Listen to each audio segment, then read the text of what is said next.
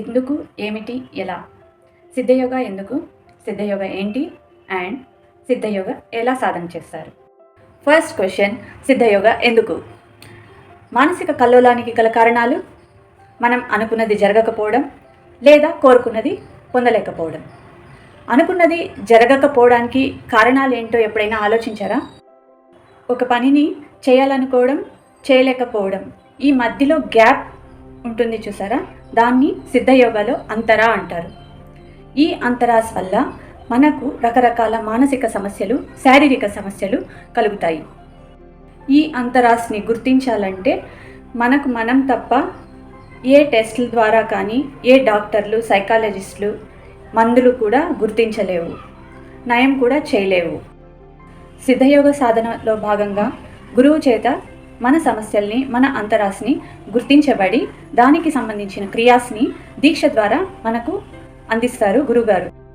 అందరికీ ఒకేలాంటి సమస్యలు ఉండవు కాబట్టి ఒక్కో మనిషికి ఒక్కో రకమైన సమస్య ఉంటుంది.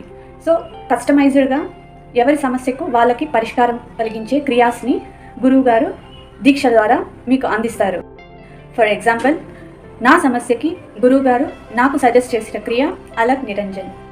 ఈ క్రియ ద్వారా నేను నా మైండ్ని కల్లోలానికి, ఉల్లాసానికి మధ్యలో బ్యాలెన్స్ చేయడం ఎలా అనేది, ఎల్లప్పుడూ ఆనందమయ స్థితిలో ఉండడానికి ప్రయత్నించడానికి చాలా ఉపయోగపడింది.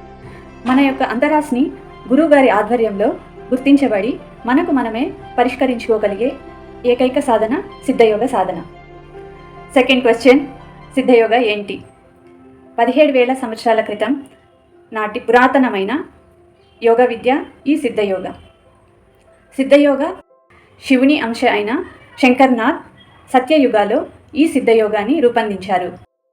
మహాసిద్ధి శ్రీ మహావతార్ బాబాజీ గారు మా గురువు గారికి సిద్ధయోగాన్ని నేర్పించారు.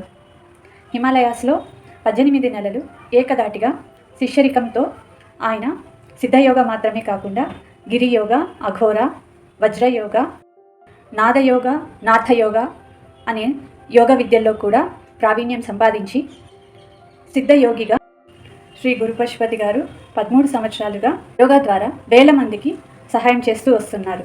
సిద్ధయోగ, the yoga of accomplishment, yoga of finding permanent solutions. And third question, Siddhayoga ఎలా సాధన చేస్తారు? Movement, meditation and medicine. మూమెంట్లో యోగా వ్యాయామ అని ఫిజికల్ ఎక్సర్సైజెస్ ఉంటాయి. అండ్ మెడిటేషన్లో అంతరాస్కి సంబంధించిన క్రియాస్ ఉంటాయి. And medicine is about nutrition, diet.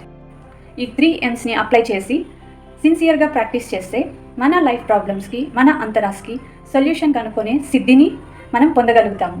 Finally సిద్ధయోగ అంటే సిద్ధులు పొందడం.